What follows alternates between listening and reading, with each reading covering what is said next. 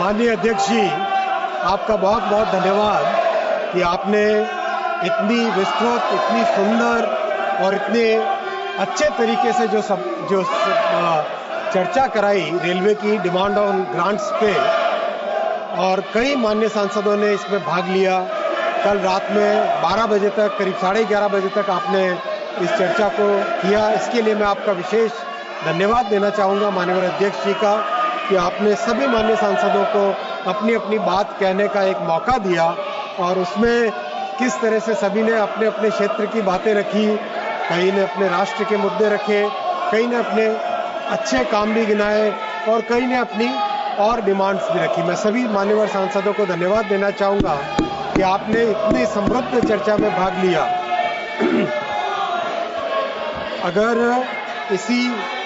अगर इसी भावना के साथ रिप्लाई भी सुनते तो और भी आनंद आता, लेकिन जैसी आपकी इच्छा, इसमें आगे बढ़ना ही बढ़ना है। देश तो रुकेगा नहीं। माननीय अध्यक्ष महोदय, मैं सबसे पहले माननीय प्रधानमंत्री जी को धन्यवाद देना चाहूँगा कि रेलवे के प्रति उनका इतना इमोशनल कनेक्ट है। उन्होंने रेलवे को विशेष ध्यान देकर रेलवे के लिए एक हिस्टोरिक बजट पेश किया। 2,52,000 करोड़ रुपए का रेलवे के लिए एक जीबीएस देना अपने आप में एक बहुत बड़ी ऐतिहासिक चीज है, और इसके लिए मैं माननीय प्रधानमंत्री जी को धन्यवाद देना चाहूँगा। मैं धन्यवाद देना चाहूँगा माननीय वित्त मंत्री जी को। उन्होंने हर तरह की प्रॉब्लम को समझ के रेलवे के बजट में हर प्रॉब्लम को सॉल्व करने के लिए आपने मदद की, और 2,52,200 करोड़ रुपए का जो जीबीएस दिया है, उसके लिए मैं माननीय वित्त मंत्री जी को धन्यवाद देना चाहूँगा। मैं धन्यवाद देना चाहूँगा सभी मान्यवर सांसदों को कि आपने पूरे वर्ष भर जिस तरह से संवाद रखा, हमेशा मिलते रहे, अपने क्षेत्र की प्रॉब्लम को लेके आते रहे, और उसमें कई चीज़ें सॉल्व हुई, कुछ चीज़ें सॉल्व और अभी होंगी। ऐसा संवाद इस डेमोक्रेसी का सबसे बड़ा यही एक बड़ा मूल है कि एक अच्छा संवाद होता रहे, और एक से दूसरे के साथ बातचीत करके हम इस देश को आगे बढ़ाते रहें। मैं माननीय अध्यक्ष जी, सबसे पहले रेलवे के फाइनेंशियल्स पे आऊँगा, क्योंकि ये बजट के सत्र का विषय है। माननीय अध्यक्ष महोदय, कोविड में रेलवे को काफ़ी डिफिकल्टी हुई थी। उन मुश्किलों से निकल के आज रेलवे एक हेल्दी सिचुएशन में आई है, और रेलवे के जो टोटल खर्चे हैं, उन खर्चों में बड़े खर्चों को, छोटे खर्चों को, सबको मिला के आज परिस्थिति ऐसी है कि करीब करीब सारे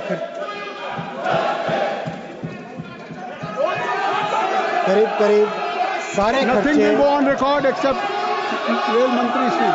Nothing will go on record. Please carry on. करीब सारे खर्चे रेलवे आज अपने ही इनकम से मीट कर पा रहा है। रेलवे का एक्सपेंडिचर में सबसे बड़ा आइटम है 1,16,000 करोड़ का, और पेंशनर्स है करीब 15 लाख, तो उनका पेंशन की कॉस्ट है करीब 66,000, 66,000 करोड़। एनर्जी की कॉस्ट 32,000 करोड़ है, और फाइनेंसिंग की कॉस्ट करीब 25,000 करोड़ है। ये सब करीब मिला के टोटल एक्सपेंडिचर 2,75,000 करोड़ का है, और इनकम रेवेन्यू करीब 2,78,000 करोड़ का है। तो करीब 2-3 साल कोविड के बाद से करीब अब हर साल अपनी जितनी भी फाइनेंशियल रिक्वायरमेंट है, जितने खर्चे हैं, वो रेलवे अपने ही रेवेन्यू से मीट कर पा रहा है, जो कि एक अच्छी हेल्दी पोजीशन की तरफ रेलवे अब बढ़ रहा है, और आने वाले समय में इसको और ज़्यादा बेहतर करने का प्रयास लगा रहेगा। माननीय अध्यक्ष जी, मैं आपको बताना चाहूँगा कि रेलवे पैसेंजर्स के ऊपर एक बहुत बड़ी सब्सिडी देता है। रेलवे का खर्चा पैसेंजर्स को ट्रैवल कराने में, 1 किलोमीटर ट्रैवल कराने में ₹1.38 का खर्चा होता है। ₹1.38 का खर्चा होता है। इसके अगेंस्ट रेलवे टिकट जो लेती है वो मात्र 73 पैसे का होता है, मात्र 73 पैसे का, यानी टोटल 53% ही रेवेन्यू लेती है, 47% डिस्काउंट होता है। और इस टोटल डिस्काउंट का जो प्रमाण जो वैल्यू है, क्वांटिटी है, वो है 60,000 करोड़ रुपए। 60,000 करोड़ रुपए की सब्सिडी रेलवे अपने पैसेंजर्स के ट्रैवल पे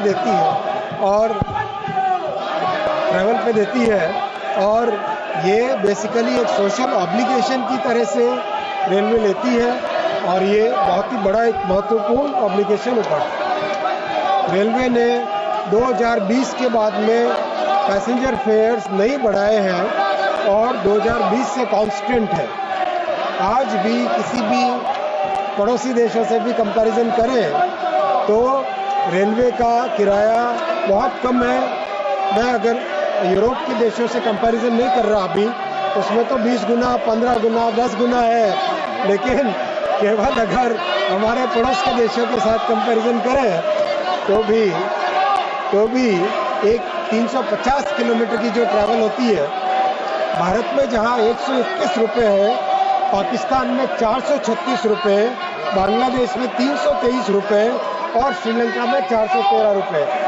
मतलब अगर हम यूरोप से कंपेयर करें तो यूरोप में तो 5 गुना, 10 गुना, 15 गुना, 20 गुना होगा। इतना एक सब्सिडाइज ट्रैवल भारत में होता है। ये बहुत बड़ी महत्वपूर्ण बात है। माननीय अध्यक्ष जी, मैं दूसरे विषय पे आऊँगा। सेकेंड पॉइंट है हमारे रेलवे के मेजर परफॉर्मेंस पैरामीटर्स। माननीय अध्यक्ष जी, गौरव की बात है, बहुत ही गौरव की बात है और विपक्ष के सभी साथी भी इसमें गौरव करेंगे।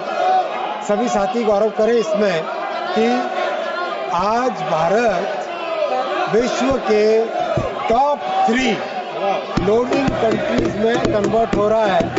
इस साल 1.6 billion ton cargo railway carry करेगा, जो कि अपने आप में एक इतिहास है, रिकॉर्ड है। और अब सिर्फ चाइना और यूएस और भारत ये टॉप 3 हो गए हैं। ये एक बहुत बड़ी उपलब्धि है देश की और इसके लिए मैं माननीय अध्यक्ष महोदय, मैं सभी देशवासियों को और सभी सांसदों को और सभी रेलवे के कर्मचारियों को धन्यवाद देना चाहूँगा।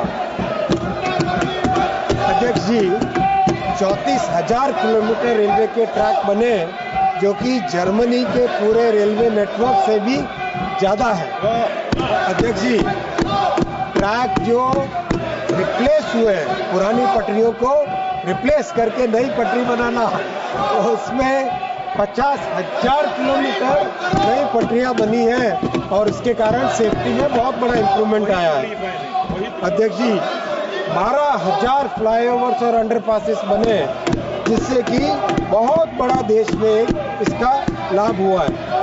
और कोविड के बाद में पैसेंजर्स इस बार फिर 720 करोड़ से ज़्यादा पैसेंजर्स भारत की रेलवे कैरी करेगी, जो अपने आप में बहुत बड़ी एक उपलब्धि है। LHB कोचेस जो जहां मात्र 400-500 बनते थे, अध्यक्ष जी अब 5,000, 5,500 बनते हैं और 41,000 LHB कोचेस बने हैं इन 10 वर्षों में। अध्यक्ष जी, लोकोमोटिव का प्रोडक्शन, इंजन का प्रोडक्शन 1,400 पे पहुंच गया है, जो पूरा अमेरिका, पूरे यूरोप, इन दोनों को जोड़ दे उससे भी ज़्यादा है भारत का लोकोमोटिव का प्रोडक्शन। अध्यक्ष जी, गौरव की बात है, देश ने 2 लाख वैगन ऐड किए अपनी फ्लीट में, 2 लाख वैगन ऐड किए हैं, बहुत बड़ी बात है ये। 14,000 ब्रिजेस को पूरा रीबिल्ड किया, रिहेबिलिटेट किया है। अध्यक्ष जी, 3,300 स्टेशन को डिजिटल कंट्रोल पे लेके आए हैं, जो कि अपने आप में बहुत बड़ी उपलब्धि है। अध्यक्ष जी, एक ऐसा आपके साथ शेयर करना चाहूँगा जिसमें अगर 1 सेकंड के लिए भी मान्यवर सांसद महोदय सुने तो उनकी छाती गर्व से फूल उठेगी। अध्यक्ष जी, आज भारत रेलवे का बड़ा एक्सपोर्टर बन के उभरा है और ऑस्ट्रेलिया में मेट्रो के कोच जा रहे हैं। UK, Saudi Arabia, France, Australia, इन सब में बोगी जा रही है भारत की एक्सपोर्ट होके। फ्रांस, मैक्सिको, रोमानिया और स्पेन, जर्मनी और इटली में प्रोपल्शन के इक्विपमेंट जा रहे हैं। मोजाम्बिक, बांग्लादेश, श्रीलंका में पैसेंजर कोच जा रहे हैं और जल्दी ही मरहोरा में, सारण जिले में, बिहार में बनने वाले लोकोमोटिव जाएंगे दुनिया भर में एक्सपोर्ट होने के लिए। और तमिलनाडु से बने हुए पहिए, व्हील्स सारी दुनिया में एक्सपोर्ट होंगे। ये गौरव की बात है माननीय अध्यक्ष जी, और पूरा देश इसमें गौरव करे। ये प्रधानमंत्री जी का मेक इन इंडिया का बहुत बड़ा सबूत है।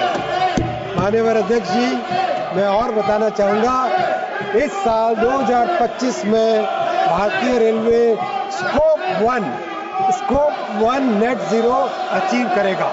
स्कोप 1 नेट जीरो बहुत बड़ा टारगेट है। इस टारगेट को 2025 में भारतीय रेलवे अचीव करेगा। अध्यक्ष जी, 5 लाख लोगों को भारतीय रेलवे ने रोजगार दिया है, 5 लाख लोगों को। और एज वी स्पीक आज भी 1 लाख लोगों के लिए भारतीय रेलवे में रिक्रूटमेंट का काम चल रहा है। 1 लाख लोगों के लिए रिक्रूटमेंट का काम चल रहा है। अध्यक्ष जी, रेलवे ने फ्रेट कॉरिडोर को करीब कंप्लीट कर दिया है और बहुत बड़ा फोकस है सेफ्टी पे। मैं इस विषय पे आना चाहूँगा। बहुत सारे टेक्नोलॉजिकल चेंज किए हैं सेफ्टी पे, longer rail, better quality of rail, electronic interlocking, fog safety device, इन सब को लाके भारत की रेलवे ने बहुत बड़ा फोकस करके एक सिग्निफिकेंट इंप्रूवमेंट लेके आए। बेटर मेंटेनेंस प्रैक्टिसेस लेके आए और ट्रैक मेंटेनेंस के लिए एक नई तरह की एक गाड़ी बनी है, RCR कहते हैं इसको, रेल कम रोड व्हीकल, वो बना के जिससे कि ट्रैक मेंटेनेंस को बहुत ज़्यादा सामान कैरी नहीं करना पड़े। प्राइमरी रेल रिन्यूअल 50,000 किलोमीटर किया है। अध्यक्ष जी, इन सब का रिजल्ट ये आया है कि जो वेल्डिंग के फेलियर होते थे, पहले 3,700 होते थे 2013-14 में, आज 90% कम होके मात्र 300 से कम रह गए थे।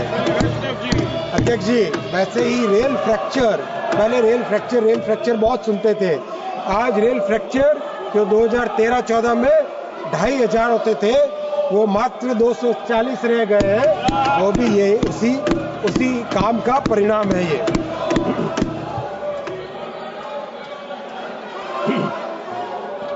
अध्यक्ष जी, बहुत कई अचीवमेंट्स हैं, मैं आपके सामने रखूंगा कि रेलवे के सेफ्टी में इन्वेस्टमेंट अब बढ़ के 1,16,000 करोड़ का हो गया है, जो कि पहले से कई गुना है। और इसका रिजल्ट, इन सब काम का जो रिजल्ट आया है, उस रिजल्ट में अगर आप जानेंगे सबको खुशी होगी। सर ये क्या हो रहा है? सर वीडियो बना रहे हैं, सर वीडियो बना रहे हैं, वीडियो बन रही है यहाँ पे सर। सर ये करो, सर सस्पेंड करो, सर वीडियो बन रही है।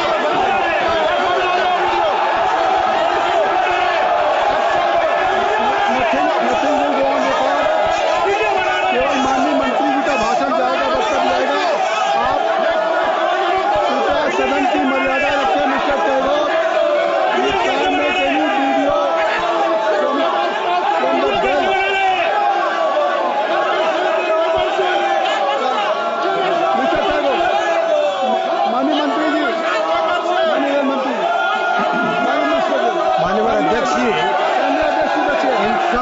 इन सब चीज़ों का परिणाम ये आया है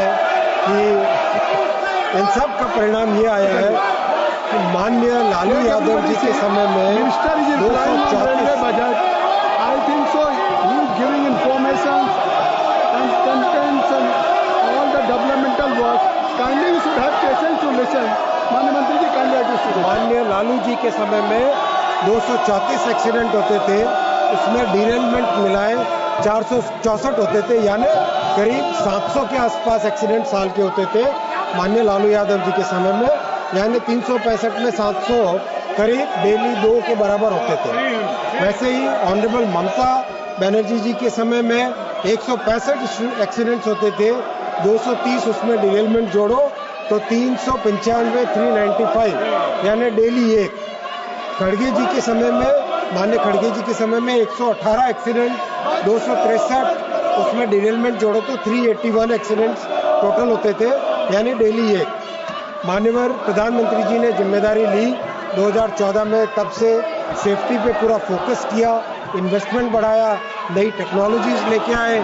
2019-20 में कम होके ये आंकड़ा 291 में पहुंचा और आज एक्सीडेंट्स 30, डिरेलमेंट ऐड करो 43, तो टोटल 73 पे आ गया है, जो कि पहले से 90% कम है और 2014-15 से 80% कम है।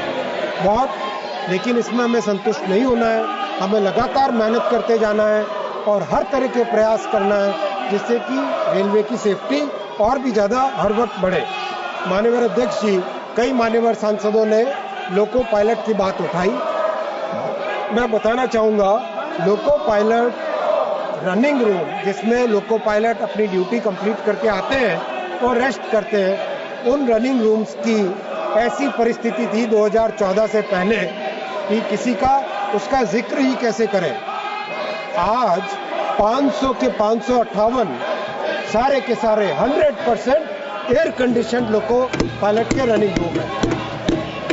माननीय अध्यक्ष जी, किसी भी एक भी लोको में कोई टॉयलेट नहीं होता था।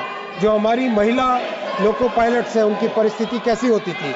आज 1100 लोकोमोटिव में टॉयलेट है, बहनों के लिए एक सुविधा की जा रही है और जितने नए डिजाइन के लोकोमोटिव बन रहे हैं उन सब में उनमें एक विशेष व्यवस्था की गई है टॉयलेट्स की। अध्यक्ष जी, लोको पायलट में एक और विषय आया कि उनके ड्यूटी आवर्स बहुत ज़्यादा है। मैं बताना चाहूँगा कि एवरेज ड्यूटी आवर्स 7.7 आवर्स है रेलवे के इस समय में, और जो 104 घंटे ड्यूटी करनी होती है उसकी जगह 91 आवर्स आज एवरेज ड्यूटी आवर्स है। तो लोको पायलट्स का रेलवे के प्रति बहुत बड़ा योगदान है, उनका हम ध्यान रखते हैं लगातार, और लगातार उनकी परिस्थिति में सुधार किया जा रहा है। अध्यक्ष जी, 5 लाख जो एम्प्लॉयमेंट दिया है, मैं उसके बारे में बताना चाहूँगा। पहला एग्जाम किया, उसमें 1,26,00,000 एम्प्लॉइज कैंडिडेट्स थे। 68 दिन तक एग्जाम चला, 133 शिफ्टों में, 211 शहरों में, 726 सेंटर में और 15 भाषा में। कहीं कोई प्रॉब्लम नहीं, कोई पेपर लीक नहीं, कहीं कोई दिक्कत नहीं आई। अभी हाल ही में ALP का एग्जाम चल रहा है, खत्म हुआ। 18 लाख कैंडिडेट्स उसमें बैठे, 5 दिन तक एग्जाम चला, 15 शिफ्टों में, 156 शहरों में, 346 सेंटर में और 15 भाषा में, कोई दिक्कत नहीं आई। कल मेरे बहुत अच्छे मित्र दुराई वाइको जी हैं, नहीं है आज अभी। दुराई वाइको जी को मैं बताना चाहूँगा कि ये जो नियम बनाया अपने होम टाउन से दूर सेंटर रहने का, ये माननीय मंत्री जी, आप माननीय सदस्य का नाम ले लें और एड्रेस करें चेयर को। माननीय सदस्य तक ये बात जाए। जी, धन्यवाद। माननीय अध्यक्ष जी, जो कल माननीय दुराई वाइको जी ने एक प्रश्न उठाया था, ये जो होम टाउन से बाहर सेंटर रखने का, ये पूरे देश भर की पॉलिसी है, किसी एक पर्टिकुलर रीजन के लिए पॉलिसी नहीं है। पूरे देश में ऐसा ही करते हैं जिससे कि एग्जाम और ज़्यादा स्मूथ हो और कहीं उसमें एग्जाम की इंटीग्रिटी पे कोई प्रश्न नहीं आए। मान्यवर चंद्रशेखर जी ने रिजर्वेशन का मुद्दा उठाया था।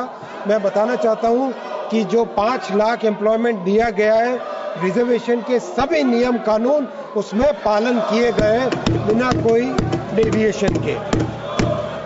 अध्यक्ष जी, रेलवे में एम्प्लॉयमेंट के लिए 60 साल में पहली बार एनुअल कैलेंडर की व्यवस्था की गई है और उसको 2025, 2024 दोनों वर्षों में प्रॉपर्ली इंप्लीमेंट किया जा रहा है। अध्यक्ष जी, मैं आऊंगा पैसेंजर ट्रेन ऑपरेशंस पे। बहुत सारे मान्यवर सांसदों ने कहा कि जनरल कोच की संख्या कम हुई है। मैं एकदम स्पष्ट बता देना चाहता हूं, प्रधानमंत्री श्री नरेंद्र मोदी जी की सरकार गरीबों के प्रति समर्पित है, मिडिल क्लास के प्रति समर्पित है और हमारी पार्टी अंत्योदय की भावना से काम करती है, हमेशा से गरीबों के लिए काम करती है, मिडिल क्लासेस के लिए काम करती है। और आज आप देखोगे, आज जो टोटल हमारे कोच की फ्लीट है, उस टोटल फ्लीट में से जो स्लीपर और जनरल कोचेज हैं वो 56,000 स्लीपर और जनरल कोच है और एसी कोच मात्र 23,000 है, यानी 70% है स्लीपर और जनरल कोच अध्यक्ष जी और 30% है एसी कोच। इतना क्लियर, जो पहले 2/3 1/3 था वो आज 70-30 की तरफ रेशियो शिफ्ट हो गया है।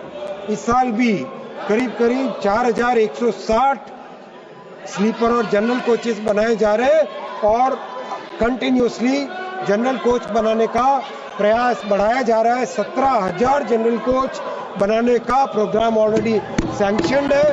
कहीं पर भी गरीब से गरीब यात्री को भी रेलवे की सुविधा में दिक्कत नहीं आएगी, इतना आप विश्वास रखिए। माननीय अध्यक्ष जी, मैं आऊंगा, जो कई माननीय सांसदों ने भीड़ भाड़ के बारे में की, भीड़ भाड़ के लिए उसकी किस तरह से व्यवस्था हो, उसके लिए पिछले साल होली में 604 स्पेशल ट्रेन चलाई थी। फिर गर्मी के मौसम में छुट्टियों में करीब 13,000 स्पेशल ट्रेन चलाई।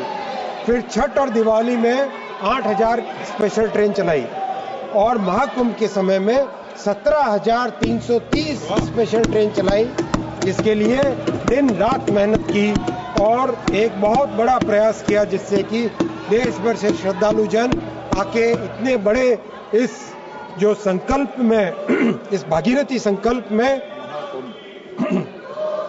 भाग ले सके। और इसमें रेलवे ने करीब 2.5 साल से काम चालू किया था, 2.5 साल पहले काम चालू किया था। गंगा जी पर नया पुल बनाया, जंगाई फाफामऊ की लाइन को डबल किया, 21 फ्लाईओवर अंडरपास बनाए, 3 नई वॉशिंग लाइन बनाई, 48 प्लेटफॉर्म्स को बढ़ाया, 23 परमानेंट होल्डिंग एरियाज बनाए, एक स्टेशन पे पूरे के पूरे 9 स्टेशन पे काम किया और बहुत अच्छा। मान्य श्रद्धालुओं का बहुत भीड़ थी, बहुत ज्यादा रश था, फिर भी सभी श्रद्धालुओं ने जी भर के आशीर्वाद दिया। मैं सबको धन्यवाद देना चाहता हूँ।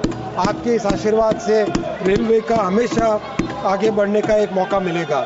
मैं धन्यवाद देना चाहूँगा माननीय प्रधानमंत्री जी को, लगातार फॉलो अप करते थे, एक एक बात की जानकारी रखते थे। माननीय गृह मंत्री जी का लगातार फॉलो अप करते थे, बराबर गाइडेंस देते थे।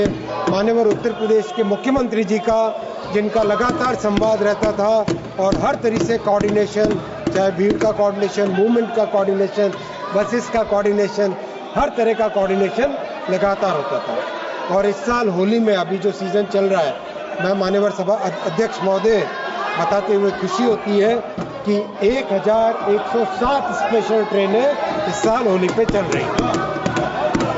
अध्यक्ष जी, इसके अलावा कई परमानेंट स्टेप्स भी लिए जा रहे हैं। जो न्यू दिल्ली स्टेशन में एक बहुत दुखद हादसा हुआ था, उसके बाद में 60 स्टेशनों में परमानेंट होल्डिंग एरिया बना रहे हैं, एक्सेस कंट्रोल को परमानेंट कर रहे हैं और 40 फुट चौड़े फुट ओवर ब्रिजेस बनाने का काम हाथ में लिया है।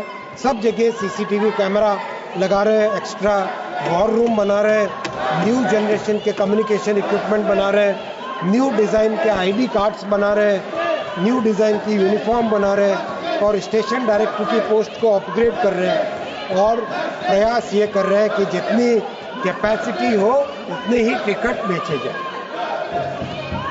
मैं अध्यक्ष आऊँगा LHB कोचेस पे, कई मान्यवर सांसदों ने ये पर्सनली मिलने के साथ भी कहा और माननीय मंत्री जी सभी माननीय सदस्यों का नाम ले करके उनके द्वारा उठाए गए सवालों का जवाब दे रहे हैं। तो कृपया आप लोग अपने उठाए गए विचारों को माननीय मंत्री जी विस्तार से कह रहे हैं, तो उसको कृपया सुने और आप सब लोगों से अनुरोध है कि अपने स्थान पर रहें। माननीय मंत्री जी। माननीय अध्यक्ष जी, LHB कोच सेफ होते हैं पुराने डिज़ाइन के ICF कोचेस के कंपैरिजन में, इसीलिए माननीय प्रधानमंत्री जी ने 2014 के बाद में जहां 550 के आसपास साल के प्रोडक्शन होता था, उसको 10 गुना बढ़ा के 5,500 किया। और मैं आपके सामने बहुत ही संतुष्टि के साथ कहना चाहूँगा कि प्रधानमंत्री श्री नरेंद्र मोदी जी की इस तीसरी टर्म में सारे के सारे कोचेस को इलेक्ट्रिसिटी में कन्वर्ट कर लिया जाएगा और ये सभी के लिए फायदे का बात है, सभी के लिए इसका लाभ होगा, आप सबके एरियाज में इसका बेनिफिट होगा, ऐसा मेरा मानना है। तो आप भी इसका आनंद उठाइए और थोड़ा शोरगुल के बजाय बैठ के तालियां बजाइए, वो ज़्यादा लाभ होगा, आपके एरिया में भी लोग आपको ज़्यादा पसंद करेंगे। माननीय सभापति जी, वंदे भारत चेयर कार की डिमांड हर जगह से आती है। 50 और नई वंदे भारत चेयर कार बनाई जाएगी।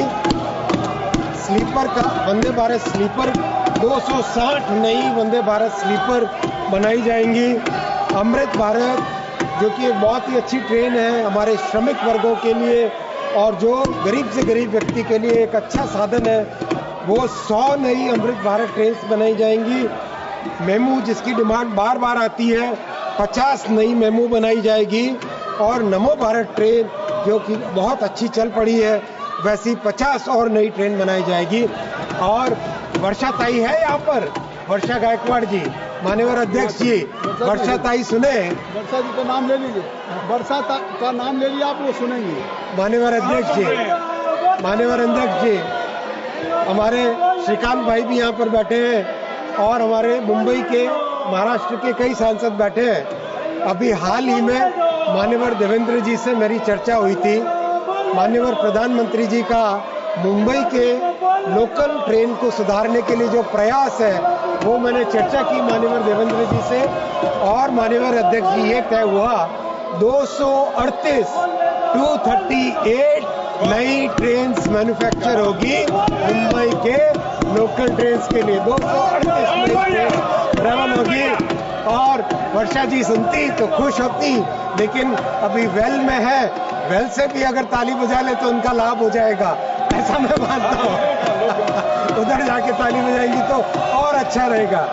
माननीय अध्यक्ष जी, मैं बताना चाहता हूँ कि अब जो बैंगलोर, हमारे कर्नाटक के माननीय सांसद महोदय यहाँ पर है, माननीय जोशी जी है, माननीय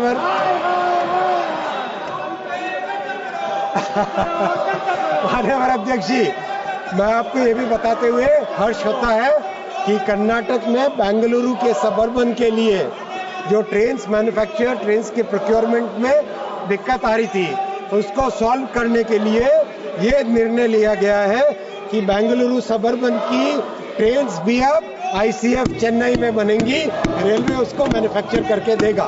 तो ये इस भावना के साथ काम कर रहे हैं माननीय अध्यक्ष जी, जिससे कि देश के हर क्षेत्र में प्रधानमंत्री जी का जो सबका साथ सबका विकास का मंत्र है, वो लेके चले आगे और सबके लिए प्रयास करें। इसमें थोड़ा आपका, विपक्ष का भी प्रयास हो जाए तो बहुत अच्छा रहेगा और ऐसा ही मेरा सबसे निवेदन है। माननीय अध्यक्ष जी, मैं आता हूँ एक बहुत इम्पोर्टेंट डेवलपमेंट रेलवे में जो हुआ है उसके ऊपर। माननीय अध्यक्ष जी, बहुत खुशी के साथ बताना चाहूँगा कि हमारे 68 डिवीजन में से 49 डिवीजन ऐसे हैं जिसका अभी पंक्चुअलिटी 80% से अधिक पहुंच गया। 80% पंक्चुअलिटी इन 49 डिवीजन्स। और उससे भी गौरव की बात यह है कि 12 डिवीजन ऐसे हैं जहां पंक्चुअलिटी 95% पहुंच गई है।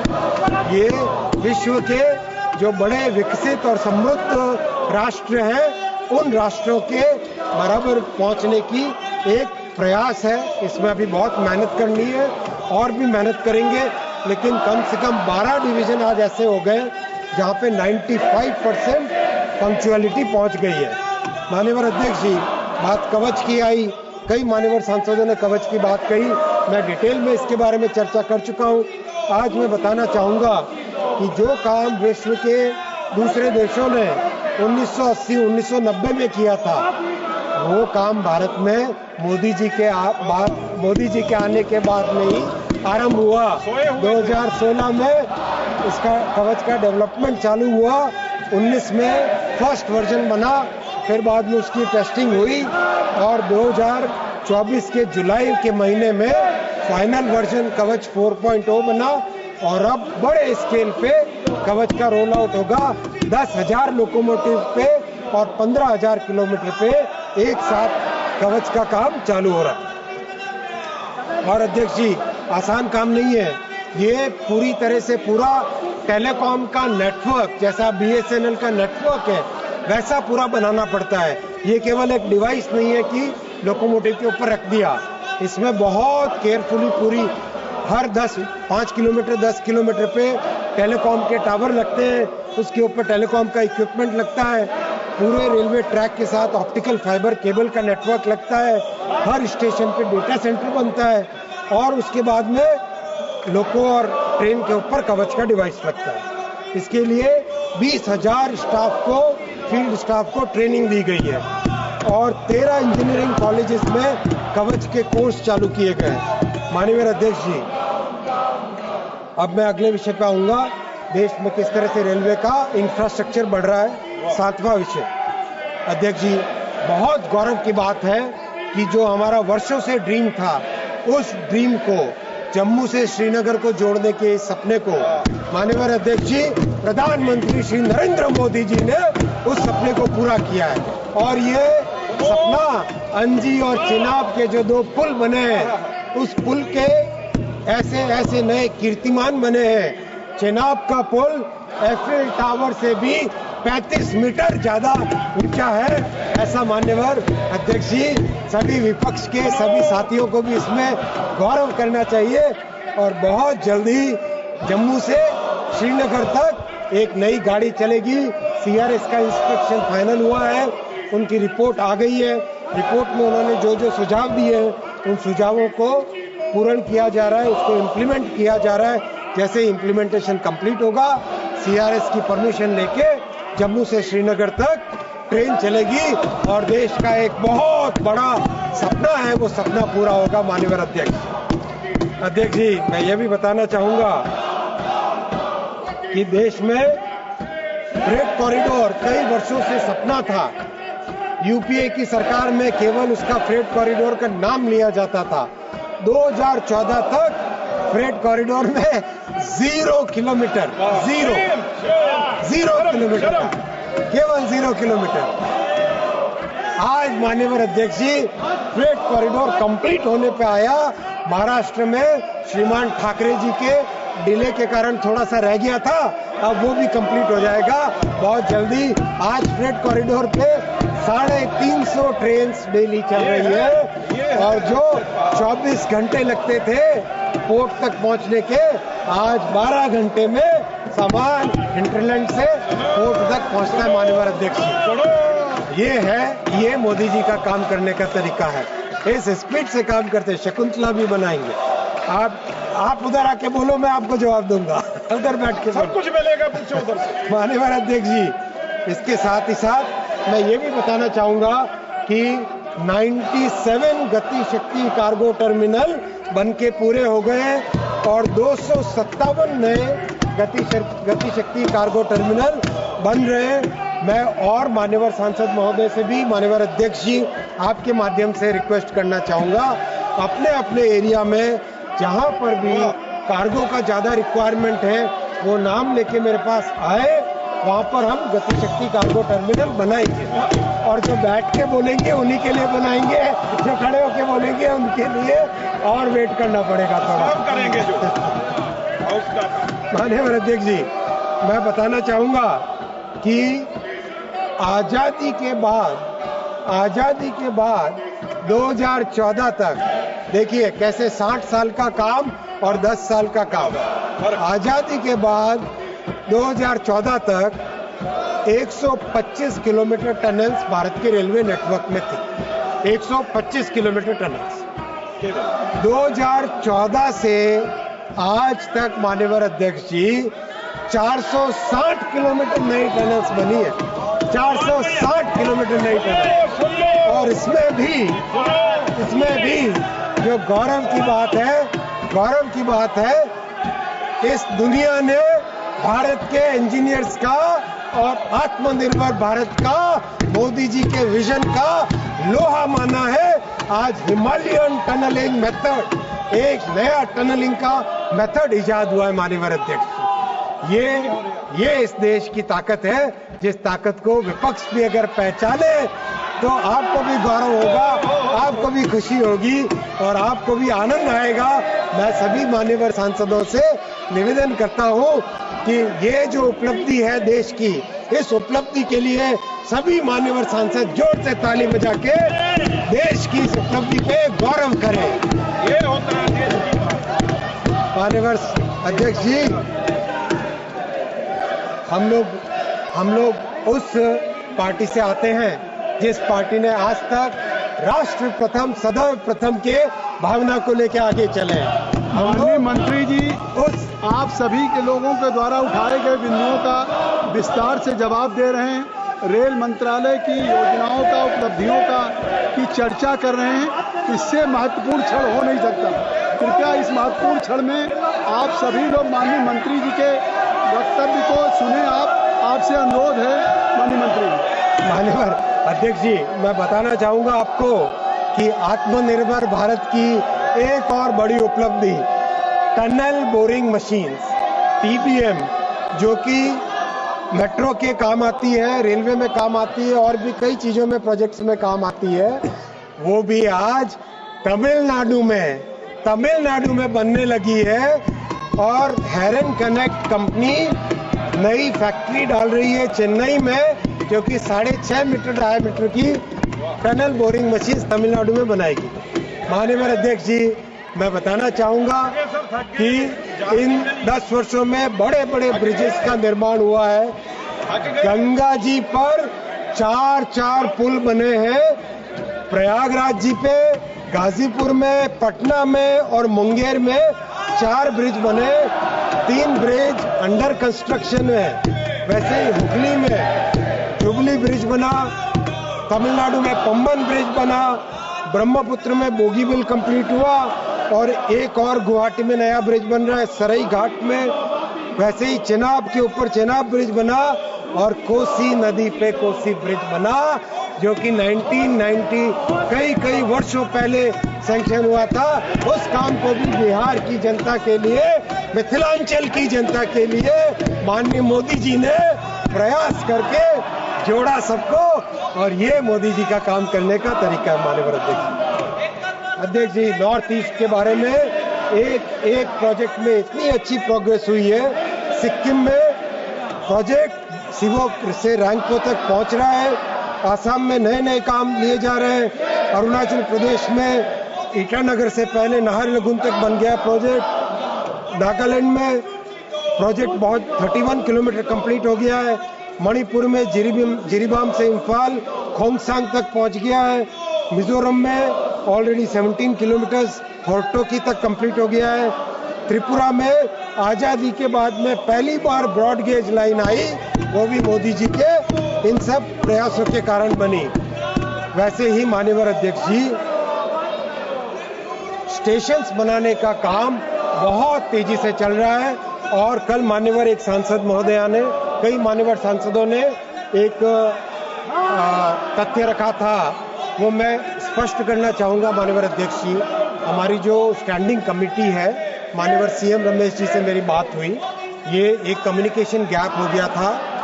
टोटल 7 स्टेशन बनके इनॉग्रेट हो चुके हैं और 129 स्टेशन कंप्लीट हो गए हैं, जिसका जल्दी ही इनॉग्रेशन होएगा और 2025-26 में और भी कई सारे स्टेशन बनेंगे।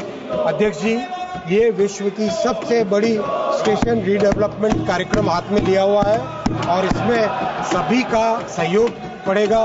एक मान्यवर सांसद ने कल विषय उठाया था, मान्यवर सुधा जी ने,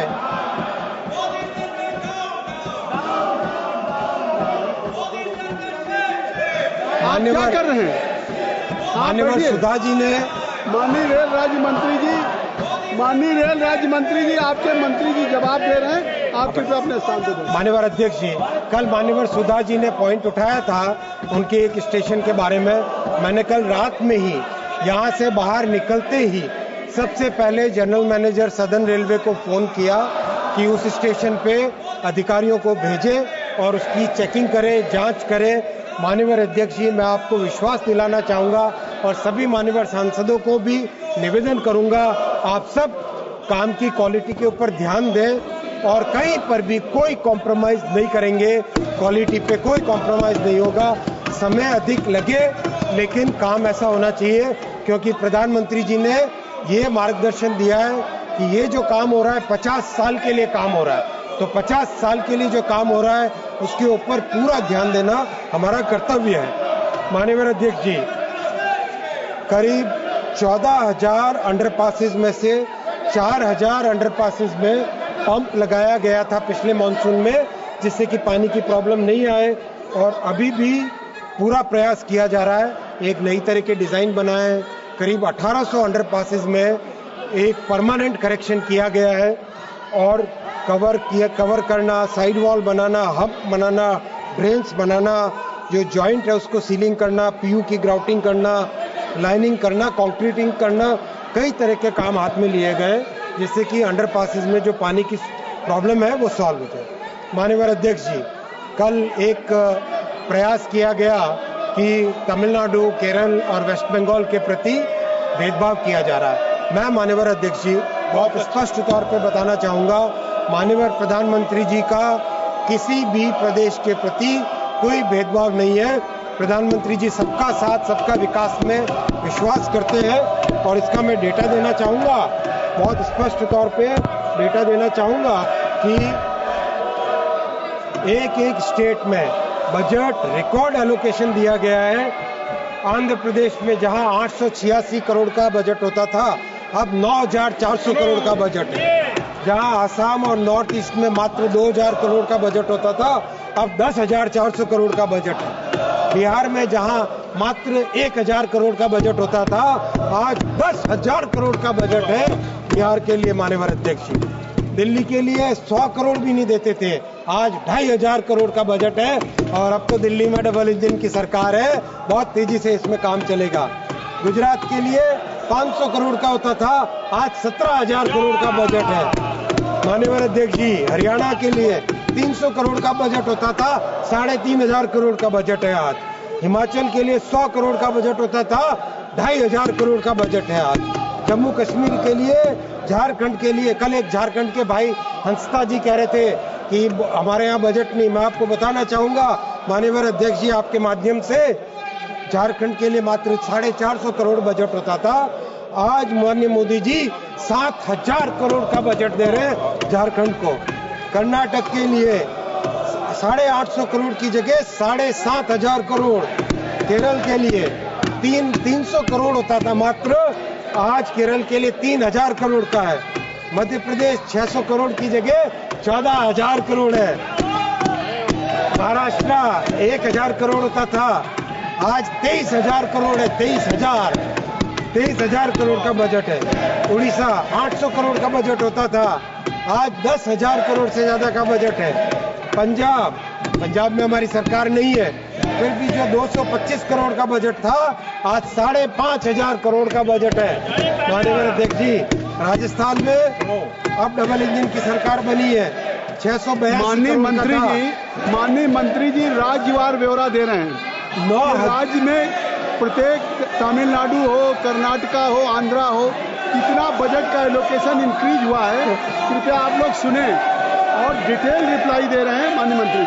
माननीय अध्यक्ष जी, जो तमिलनाडु में मात्र 800 करोड़ का बजट होता था, रुम्बा नल्ला बजट 6,626 करोड़। मैं प्रयास कर रहा हूं 2-3 शब्द बोलने का, तो ये भेदभाव की जो आरोप लगाते हैं वो भेदभाव का आरोप एकदम गलत है। तेलंगाना नया स्टेट बना, 5,500 करोड़ का बजट है, 5,337। उत्तराखंड मात्र 100 करोड़ का बजट होता था, 4,600 करोड़ का बजट है। उत्तर प्रदेश मात्र 1,000 करोड़ का बजट होता था, इतने बड़े प्रदेश का आज 19,000 करोड़ का बजट है उत्तर प्रदेश के लिए। और मान्यवर जो वेस्ट बंगाल के हमारे सांसदों ने अध्यक्षीय विषय उठाया, बंगाल में मात्र 4,380 करोड़ का बजट होता था, आज मोदी जी 14,000 करोड़ का बजट दे रहे हैं। ये इतना बड़ा बजट है, कहाँ पर भेदभाव की बात है। माननीय अध्यक्ष जी, मैं केवल एक निवेदन कर सकता हूँ, और मैं कई मान्यवर सांसदों को इन पर्सन भी मैंने रिक्वेस्ट किया है कि मान्यवर मुख्यमंत्रियों से निवेदन करके जो लैंड एक्विजिशन का काम है, लॉ एंड ऑर्डर का काम है, उसमें रेलवे की मदद करें ताकि काम आगे बढ़े। केरल में मात्र 14 या 15% लैंड एक्वायर हुई है, तमिलनाडु में मात्र 23% लैंड एक्वायर हुई है, ओनली 23%। तो कैसे काम होगा? केरल में मात्र 14% लैंड एक्वायर हुई है, वैसे ही वेस्ट बंगाल में ओनली 21% लैंड एक्वायर हुई है। काम कैसे होगा? ऐसे तो काम नहीं होगा। आपसे मेरा रिक्वेस्ट है माननीय अध्यक्ष जी, आपके माध्यम से माननीय मुख्यमंत्री इसमें सहयोग दें तो देश का लाभ होगा, उनके प्रदेश का भी इसमें लाभ होगा। माननीय अध्यक्ष जी, मैं बताना चाहूँगा कई ऐसे प्रोजेक्ट्स हैं जिन प्रोजेक्ट्स में ऐतिहासिक काम हुआ है। कोलकाता मेट्रो 1972 में स्टार्ट हुआ था। माननीय अध्यक्ष जी, 1972 में स्टार्ट हुआ था।